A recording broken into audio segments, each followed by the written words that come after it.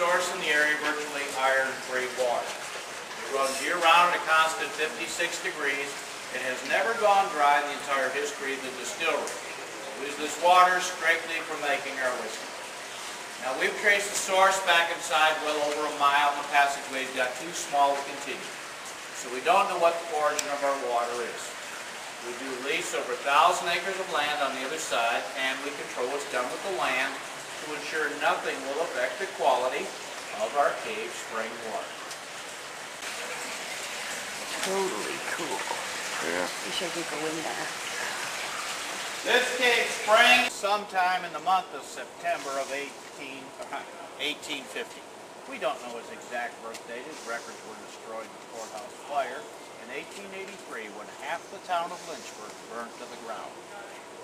And so here in Lynchburg we just celebrate the entire month of September. Now he was the youngest of 10 children. His mother passed away 5 months after he was born.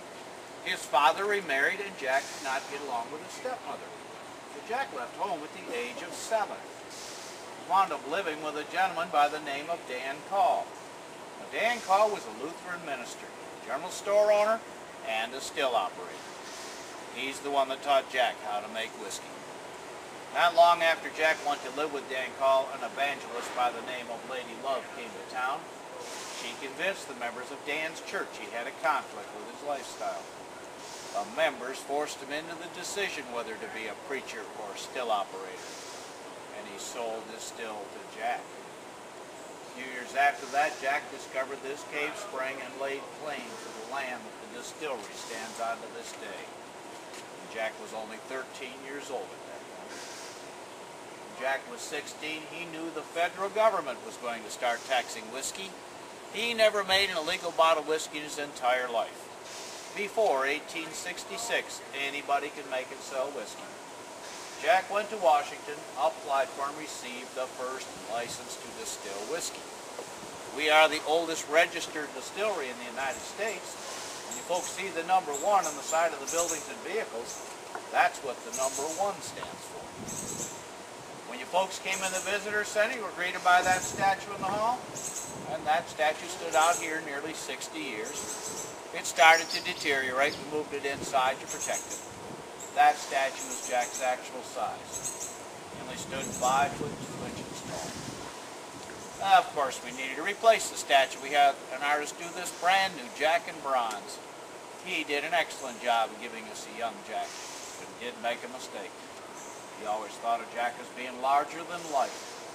That's how he made him. This is 5 inches taller than Jack actually was.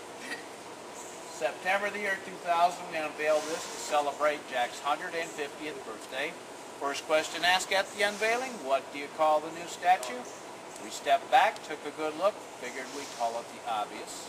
We call this Jack on the Rocks. So folks, if you wish, you may get up there with Jack, take any photos you like, and I will meet you in the front room of our old office building here. 7th attempt at making whiskey, he hit the formula we use to this day. Of course, he left home at 7. Jack was quite a ladies' man because he had 7 girlfriends at one time. Anybody know the pet names he gave the 7 girlfriends?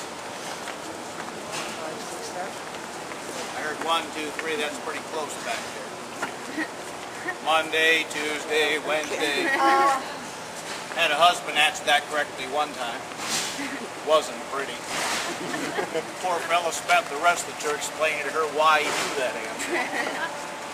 Legend of Jack and number 7. Story goes Jack misplaced 7 barrels of whiskey for 4 years. And upon finding the 7 barrels, wrote 7 on the top of each barrel, took the whiskey back, sold it to his customers. Customers loved that 4-year-old whiskey, and they kept coming back asking, where can I get some more of that old number 7 whiskey? And that's where we think we got our name from.